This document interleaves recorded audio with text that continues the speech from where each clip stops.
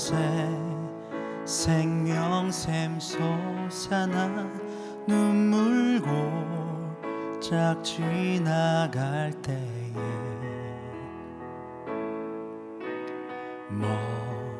머잖아 열매 맺히고 웃음소리 넘쳐나리라. 꽃들도 구름도 바다도 넓은 바다도 찬양하라 찬양하라 예수를. 하늘을 울리며 노래해 나의 영혼아. 은혜의 주 은혜의 주 은혜의 주. 그날에 하늘이 열리고 모든 이가 보게 되리라. 마침내 꽃들이 피고 영광의 주가 오시리라. 꽃들도 구름도 바람도 넓은 바다도 찬양하라 찬양하라 예수를. 하늘을 울리며 노래해 나의 영혼아. 은혜의 주 은혜의 주 은혜의 주. 꽃들도 구름도 바람도 넓은 바다도 찬양하라 찬양하라 예수를. 하늘을 울리며 노래해 나의 영혼아. 은혜의 주 은혜의 주 은혜의 주.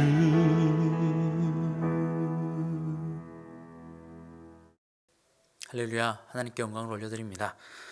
이 시간 함께 말씀 보겠습니다. 요한복음 2장 17절에서 22절까지의 말씀입니다. 제자들이 성경 말씀에 주의 전을 사모하는 열심이 나를 삼키리라 한 것을 기억하더라. 이에 유대인들이 대답하여 예수께 말하기를 내가 이런 일을 행하니 무슨 표적을 우리에게 보이겠느냐. 예수께서 대답하여 이르시되 너희가 이 성전을 헐라 내가 사흘 동안에 일으키리라. 유대인들이 이르되 이 성전은 46년 동안 지었거늘 내가 3일 동안에 일으키겠느냐 하더라. 그러나 예수는 성전된 자기 육체를 가리켜 말씀하신 것이라. 죽은 자 가운데서 살아나신 후에야 제자들이 이 말씀하신 것을 기억하고 성경과 예수께서 하신 말씀을 믿었더라. 아멘. 할렐루야. 지금 우리는 사순절 특별히 고난주간을 맞이하고 있습니다. 고난주간 안에 있습니다. 여러분, 고난하면 무엇이 떠오르십니까? 우리가 고난에 대한 의미를 제대로 받아들이지 못하면 고난은 그냥 내게 힘든 것, 내게 없어야 되는 것, 눈물 나는 것, 그냥 예수님의 십자가를 지고 가시는 그 고통, 그 영상과 그 형상만을 생각하며 그냥 가슴 아파합니다. 인간적인 연민으로 말이에요. 그런데 이 고난주간의 고난은 우리가 그 고난에 대한 의미를 잘 이해하는 것이 필요합니다. 그 고난에 대한 의미를 잘 이해한다면 우리는 고난을 기쁨으로, 감사로, 하나님의 선물로, 그리고 그것은 우리에게 반드시 있어야 할 너무나도 귀한 것으로 여기게 됩니다. 오늘 말씀에도 보면요, 예수님께서 고난에 대한 이야기를 하십니다. 성전을 자신의 몸이라 이야기하셨고 자기가 죽고 다시 살아날 것을 이야기합니다. 예수님은 자신의 걸어가야 될 그 고난의 길을 알고 계셨습니다. 그 고난은 무엇이었냐면 세상에서 미움을 받고 오늘 그 열심으로 성전을 헐고 그 열심으로 사람을 죽인다 말씀하셨는데 17절에 보면요, 제자들이 성경 말씀에 주의 전을 사모하는 열심이 나를 삼키리라 한 것을 기억하더라. 예수님이 생각하는 고난은 바로 이것입니다. 그들 주의 전 안에서 열심으로 행하고 나의 자의식과 나의 뜻과 나의 기준과 주님보다 앞서 행하는 그들의 열심 말입니다. 그들의 열심이 예수님을 죽이거든요. 예수님은 알고 있었습니다. 그리고 그들에게 그 상황들을 어떻게 받아들여야 되는지를 몸소 보여주십니다. 왜냐하면 자기가 자신의 몸을 성전이라 표현하시며 성전이 죽고 다시 살아날 것을 이야기하시기 때문입니다. 예수님도 자신의 고난을 그렇게 받아들였습니다. 여러분은 고난을 무엇이라고 여깁니까? 고난의 의미를 우리는 잘 이해해야 되는데요. 특별히 베드로전서 2장에 보면 고난을 잠깐 이야기하고 있습니다. 베드로전서 2장 22절에서 25절에 그는 죄를 범하지 아니하시고 그 입에 거짓도 없으시며 욕을 당하시되 맞대어 욕하지 아니하시고 고난을 당하시되 위협하지 아니하시고 오직 공의로 심판하는 그에게 부탁하시며 친히 나무에 달려 그 몸으로 우리 죄를 담당하셨으니 이는 우리로 죄에 대하여 죽고 의에 대하여 살게 하려 하심이라. 그가 채찍에 맞음으로 너희는 나음을 얻었나니. 맞습니다. 예수님은 욕을 당하시되 맞대어 욕하지 않으셨습니다. 고난을 당하시되 위협하지 않으셨습니다. 왜요? 예수님이 고난을 대하는 자세가 여기에 나와 있습니다. 십자가를 대하는 자세 말입니다. 그가 걸어가야 될 그 고난, 욕함, 그런데 맞대어하지 않는 것, 위협하지 않는 것. 왜요? 왜 그렇게 할 수 있었습니까? 예수님이 하나님이라서요? 아니요, 예수님은 철저히 인간된 육신으로 이 땅에 오셨어요. 우리 인간이 느끼는 고통도 그대로 당하셨습니다. 그러나 예수님이 취하신 행동은 고난을 당하시되 위협하지 아니하시고 욕을 당하시되 맞대어하지 않으셨다는 겁니다. 친히 나무에 달려 그 몸을 우리의 죄를 위하여 담당하셨다는 겁니다. 그가 채찍에 맞음으로 너희는 나음을 얻었나니. 예수님께서 고난을 대하는 자세가 있습니다. 여러분 어떻습니까? 여러분이 고난을 대하는 자세, 내가 고난을 대하는 자세 말입니다. 내 앞에 고난이라 여겨지는 것, 특별히 사람, 환경, 이 두 가지입니다. 시간과 공간, 크게는 더 이 두 가지입니다. 이 큰 두 가지의 틀 안에서 우리가 고난을 대할 때에 힘들다, 어렵다 라고 여겨지는 내 안에서 이거 너무 힘든데 라고 여겨지면 여러분 그 힘들다라고 여겨지는 내가 바로 이 고난의 주체로서 맞닥뜨리고 있는 나입니다. 그런데 우리는 분명히 아는 것이 있어요. 왜냐하면 이 고난은 내 안에 이 환경을 고난이라고 읽고 있는 내가 느끼는 감정이라는 겁니다. 이해하셨어요? 조금 어렵죠? 고난이라고 여겨지고 힘들다라고 여겨지는 그 순간 그것을 환경, 나에게 오는 사람이든 공간이든 물질이든 그 어려움이 힘들다, 어렵다라고 여겨지는 내 안에 있는 내 자아, 그것을 판단해내는 내가 느끼는, 판단하는 환경이라는 겁니다. 그 말은 무엇입니까? 우리가 우리 안에 있는 욕구와 우리 안에 있는 욕망과 우리 안에 있는 내가 나된 그 자아, 바로 그것을 들여다봐야 한다는 겁니다. 사랑으로 우리는 그것을 넘어갈 수 있는데 우리 안에 우리는 육을 가지고 있습니다. 하나님은 인간을 창조하실 때에 땅에 거친 흙으로 사람을 만드셨고 그 안에 영원이신 하나님을 채워주셨어요. 영원과 땅은 반대되어집니다. 하늘과 땅은 반대되어집니다. 영원한 것을 통하여 유한한 흙을 하나님이 임하셔서 인간을 사랑하셔서 창조하시고 만들어주셨습니다. 이것이 하나님이 인간을 사랑하시는 방법이었어요. 사랑은 이렇습니다. 사랑은 반대되는 존재를 사랑하는 겁니다. 하나 되는 거예요. 반대되는 것과 안에서 만나서 하나 되는 것이 사랑입니다. 하나님은 영원이시고 하나님은 모든 것을 소유하신 생명이신데 생명이 아니었던 존재, 그리고 흙의 존재였던 그의 안에서 하나님이 우리에게 들어오셔서 안에서 하나 되는 상태, 이것이 완전한 상태요, 사랑의 상태입니다. 하나님은 이러한 상태를 창조라고 하셨고 인간을 그렇게 인간과 살기를 원하셨습니다. 그런데 인간은요, 안에서 하나님과 만나 하나 되기보다 스스로 세상을 접하여 하나님과 멀어지는 걸 선택하죠. 그것이 창세기 3장에 나오는데요. 창세기 3장 16절 19절에서 이렇게 나옵니다. 또 여자에게 이르되 내가 임신하는 고통을 크게 더하리라. 내가 수고하고 자식을 낳을 것이며 너는 남편을 원하고 남편은 너를 다스릴 것이니라 하시고, 아담에게 이르되 내가 내 아내의 말을 듣고 내가 내게 먹지 말라 한 나무 열매를 먹었은즉 땅은 너로 말미암아 저주를 받고 너는 내 평생에 수고하여야 그 소산을 먹으리라. 땅이 내게 가시덤불과 엉겅퀴를 낼 것이라. 내가 먹을 것은 밭의 채소인즉 내가 흙으로 돌아갈 때까지 얼굴에 땀을 흘려야 먹을 것이리니 내가 그것에서 취함을 입었음이라. 너는 흙이니 흙으로 돌아갈 것이라. 여기에 보면 두 가지의 어려움, 부담, 환경이 등장합니다. 첫 번째는 뭐냐면 여자가 남편을 원하지만 채워지지 않아요. 남편을 원하지만 다스림을 얻는다고 이야기를 하고 있거든요. 사람을 원하지만 사람이 채워지지 않는 그 부담, 나는 사람에게 인정받고 싶고 사람을 원하고 싶고 사람에게 언제나 함께 있고 싶은데 그 사람들로부터 얻어지지 못하는 부담, 그 인생의 큰 부담이 첫 번째는 사람에 대한 부담입니다. 두 번째, 남자는 땅을 파고 땅에서 소산을 내길 원하지만 가시덤불과 엉겅퀴만이 나오는 땅, 수고하지만 여전히 내가 원하는 것을 취하지 못하는 그러한 상태, 그래서 땅에 붙잡힙니다. 물질에 붙잡힙니다. 공간에 붙잡힙니다. 그래서 사람과 물질 안에 잡혀버리게 됩니다.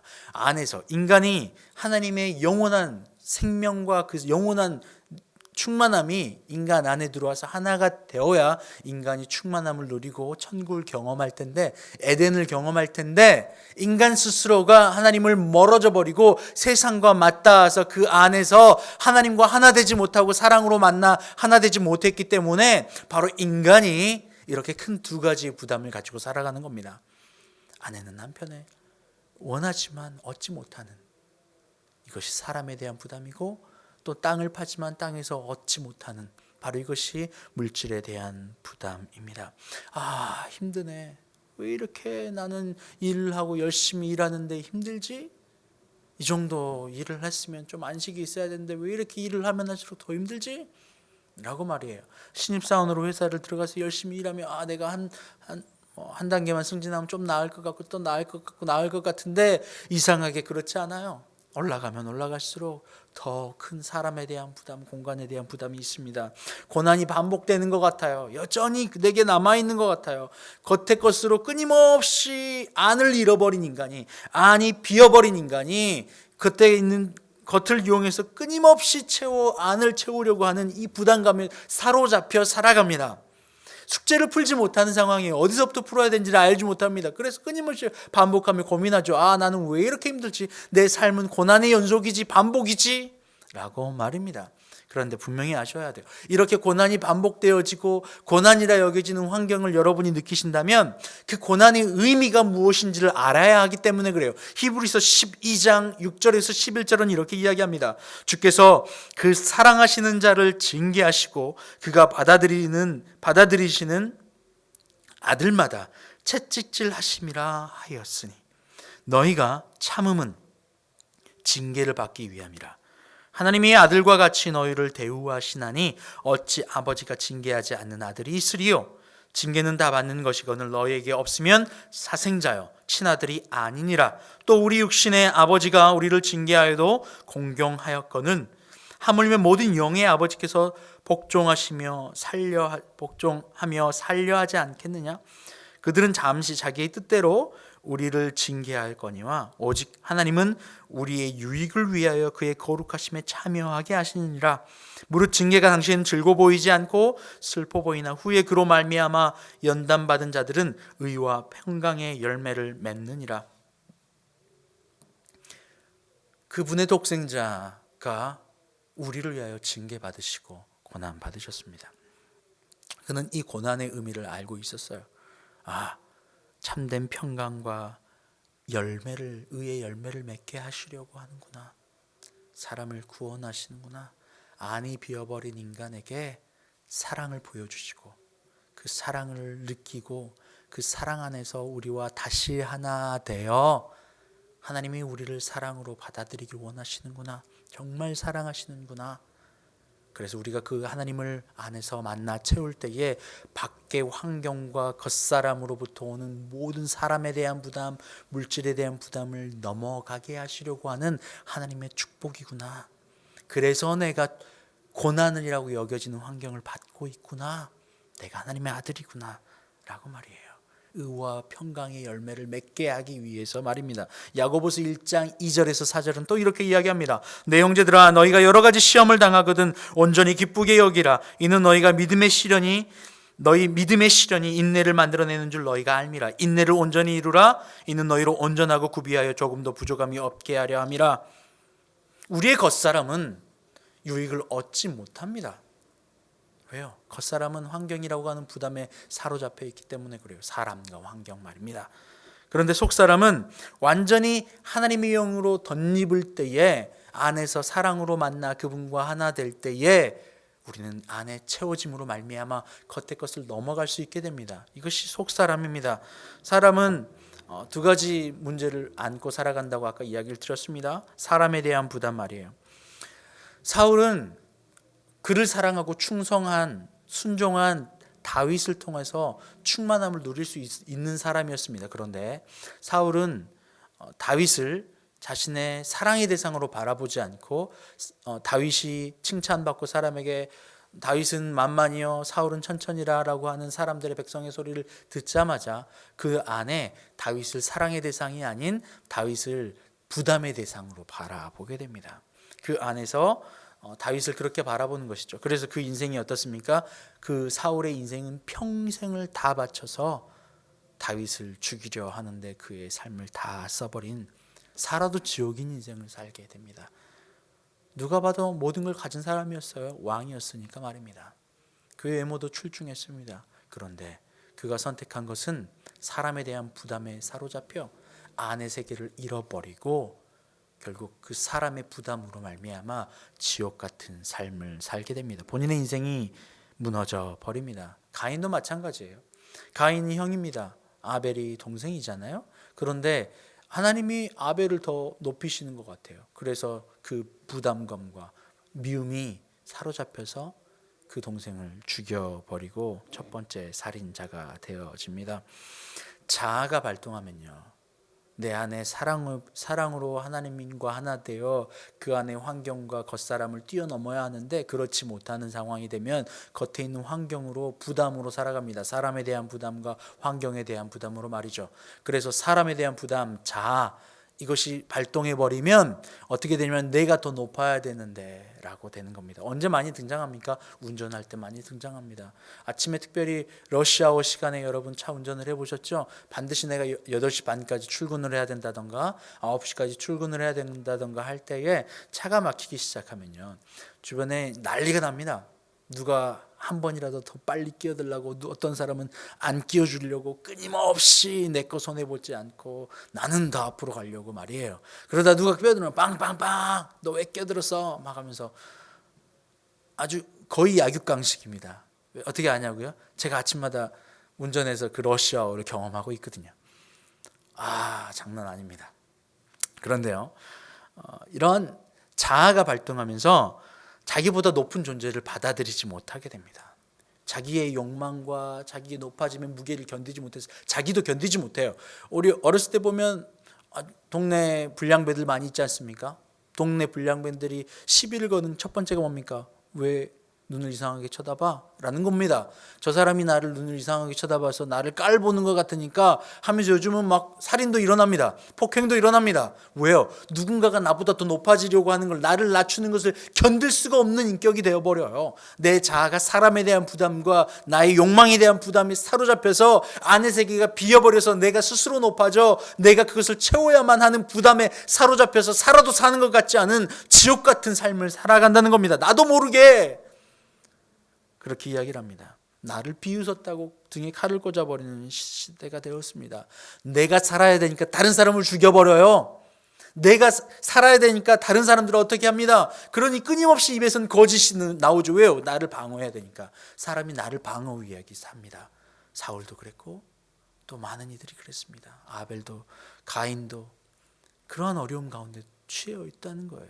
그것을 바라볼 때에 내 안에 내가 그리스도 예수의 영으로 덧입지 않았구나라는 걸 내가 알아야 합니다. 왜요? 그래야 주님께서 하셨던 고난에 대한 자세가 나오거든요. 베드로전서 2장에서요. 욕을 당하시되 맞대어 욕하지 아니하고 고난을 당하시되 위협하지 아니하고 변명할 것이 없습니다. 왜요? 주님이 그러셨거든요. 내 앞에 놓여지는 환경이 내 앞에 보여지는 고난이라 여기는 것이 다른 이들은 다 안의 세계를 하나님과 채워서 예수님이 고난을 바라봤던 자세로 살지 않고요, 세상 사람과 똑같이 누군가 나를 공격하고 위협하고 내 쌓아왔던 것이 무너지려 하면 자신을 방어하기 위하여 끊임없이 노력합니다. 다른 사람을 보지 않아요. 내 것만 지켜내는 것.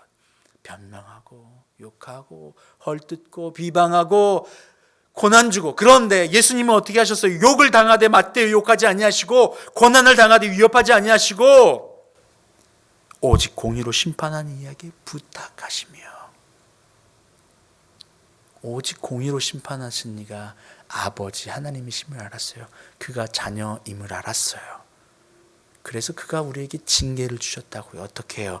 의와 평강의 열매 맺어주게 하시려고. 더 이상 겉사람에 소속되어서 안이 비어서 겉에 있는 사람과 환경과 물질로 끊임없이 부담 가지며 그것으로 나를 채워서 살아가려고 하는 그러한 세상에 속해서 불안정한 인생 가운데 살지 않기를 하나님이 원하셔서 우리에게 고통이라고 하는 장을 열어주시고 그것을 바라보면서 환경을 통하여서 우리에게 완전한 자 만들어주시려고 하는 하나님의 놀라운 뜻. 여러분, 고통을 느끼시나요? 고난을 느끼시나요? 그렇다면 감사하십시오. 왜요? 내 안에 아직 이 환경을 고통이라 고난이라 여기는 내가 살아있구나. 감사합니다, 주님. 이 고통이 느껴지네요. 감사합니다. 내가 아직 살아있음을, 내 안에 처리해야 될 내가 있음을 알게 하심을 감사합니다 라고 말이에요. 그리고 모든 것을 의로 공의로 판단하시는 그분께 맞춰드리는 거예요. 주님, 이 환경도 내가 느끼는 고난이라 여겨지는데 하나님은 공의로 판단하시는 분이시고 내 아버지 되시고 내게 책망하셔서 이것을 온전한 자, 환경과 사람의 부담에서 자유롭게 사랑으로 아버지와 내 안에서 하나 되어 만나서 환경과 사람에 대한 부담을 넘어가게 하셔서 온전한 평강과 의의 열매를 내게 맺혀주시려 하시는구나. 감사합니다. 오늘도 내가 사람으로 인하여 부담을 안고 고통을 느꼈습니다. 오늘도 내가 환경으로 인하여 부담을 안고 고통을 여겼습니다. 주님 감사합니다. 내 안에 처리해야 될 내가 아직 살아있음을 알게 하셨네요. 주님, 이것이 내가 넘어가야 될 산입니다. 왜요? 이것을 내가 넘어가야만, 고난을 넘어가야만, 죽음을 넘어가야만 부활이 있어요. 그것이 영광입니다. 그것이 평강입니다. 축복입니다. 하나님이 우리를 이렇게 만들어주길 원하십니다. 어떻게 하면 됩니까? 주님과 연합하여 하나 되면 됩니다. 로마서 8장 1절에서 2절은요. 그러므로 이제 그리스도 예수 안에 있는 자에게 결코 정죄함이 없나니 이는 그리스도 예수 안에 있는 생명의 성령의 법이 죄와 사망의 법에서 너를 해방하였음이라. 그리스도 안에 있는 자에게 모든 것이 해방되어지는 역사가 있다는 겁니다. 주님, 내가 사람이 미워요. 그러면 그 사람을 넘어가게 믿게 여겨지는 내 안에 그것을 미움이라고 판단하는 고난이라 여겨지는 이것이 죽어야 됨을 알게 하시니 감사합니다. 그런데 어떻게 해요? 그리스도 안에 있는 자에게 결코 정죄함이 없나니 사랑으로 내 안에서 예수를 만나, 내 안에서 사랑으로 만나 예수님과 하나 되길 원하네. 여러분, 이렇게 찬양했잖아요. 바로 이겁니다. 내 안에서 그리스도 예수를 사랑으로 만나 하나 되어 결코 정죄함이 없는 그분 안에 들어가는 것. 그럴 때 고난을 바라볼 때요. 고난을 바라볼 때 욕을 당하여도 맞대어 욕하지 아니하게 됩니다. 이것이 믿음의 사람입니다. 고난을 당하여도 위협하지 않게 됩니다. 이것이 믿음의 사람입니다. 아이가 엄마 뱃속에 있을 때에 밖에서 무슨 일이 일어나도요, 엄마 안에 있으면 안전합니다. 환경이 춥든 덥든 아무 상관없어요. 어찌됐든 어머니 배 안에서 온전한 평안을, 안전을 누리게 됩니다. 세상은 변합니다. 그러나 하나님이 영원히 변하지 않는 안의 세계를 열어두셨습니다. 변하는 세계 안에서 변하는, 움직이는 불안정한 것을 바라보며 불안하고 아파하며 슬퍼하며 고난받고 어렵다 여겨지는 그 고난, 여러분 이번 주 우리가 고난주간 살아갑니다. 예수님이 나를 위하여 채찍에 맞으셨네, 어이구 어떡하지, 아프시겠네. 여러분 이것으로 고난을 받아들이신다면 여러분이 고난을 잘못 받아들이시는 거예요. 여러분이 하나님의 아들 삼아주시려고, 자녀 삼아주시려고 고난이 없으면요, 사생아래요. 무슨 말입니까? 하나님의 아들이 아니라는 거죠. 하나님의 자녀가 아니라는 말입니다. 그분의 영광에 동참하기 위해서 우리에게 고난도 함께 동참하게 하시는 거예요. 그 고난은요, 예수님의 십자가를 보며 눈물 흘리는 게 아니에요. 연민으로, 감정으로. 고난을 바라보는 내 눈이 고난이라 여겨지는 나를 바라보며 고난 앞에 나를 버려놓아야 됩니다. 십자가에 못 박아야 해요. 예수님이 이미 승리하신 그 십자가를 바라봐야 해요. 이것이 고난입니다. 고난주간이라고 해서 여러분의 몸을 쳐서 고난을 여겨지는 게 아니에요. 이것은 세상에 있는 종교들이 하는 얘기입니다. 진짜 고난을 바라보는 여러분의 자세는 무엇이어야 합니까? 진짜 고난주간에 예수님의 고난을, 죽음을, 십자가로 순종을, 사랑을 바라보는 그 자세, 환경을 넘어 그 환경을 고난이라 여겨지는 나가 느껴진다면 그 나가 죽어야 하는 그 나를 바라보는 것, 그래서 나를 그 십자가 앞으로 가져가는 것, 이것이 고난이어야 해요. 이것이 예수님의 십자가여야만 해요. 그때 감사가 평강과 사랑과 의의 열매를 맺게 되는 겁니다. 그리스도 안에 들어갈 때 말입니다. 고난을 통과하지 않고는, 십자가의 죽음을 통과하지 않고는 천국의 영광을 얻지 못해요. 부활의 영광을 얻지 못해요. 고난이 여러분의 몸을 치는 고난이 아니에요. 물질과 환경과 보여지는 겉사람에 사로잡혀서 그것으로 내 비어버린 안을 채우려고 해서 끊임없이 사람과 환경에 붙잡혀서 울고 있는 여러분을 영원하신 하나님으로 안에 채우는 것, 환경을 고난이라 여겨지는 여러분 스스로를 십자가에 못 박아 죽이는 것, 이것이 고난이어야 합니다. 여러분 고난입니다. 무엇을 고난이라 여기십니까? 여러분 고난이 여겨지신다면 감사하십시오. 왜요? 그 고난을 통하여 내 안에 처리해야 할 나, 하나님의 충만으로 채워지지 않는 나를 보게 하시니까 말입니다. 함께 기도합니다. 하나님 감사합니다. 그렇습니다. 고난을 바라보는 우리의 자세가 그리스도 예수께서 십자가를 바라보는 그 자세와 똑같이 되기를 원합니다. 주님, 예수님은 죽어야 했고 그리고 부활하셔 영광을 얻으셔야 했습니다. 우리도 마찬가지입니다. 우리도 죽어야 합니다. 내 육신의 것이 죽는 것이 아니라 내 육신과 환경에 사로잡힌 나, 비어버린 내 안의 것인데 겉의 것으로 채우려고 하는 나의 의지, 나의 자아를 그리스도 십자가 앞에 함께 죽어야 함을 고백합니다. 이것을 바라보며 환경을 대하는 것이 진정한 고난이요 진정한 부활이요 평강임을 기억하는 저희가 되게 하여 주시옵소서. 감사합니다. 예수님의 이름으로 기도합니다. 아멘.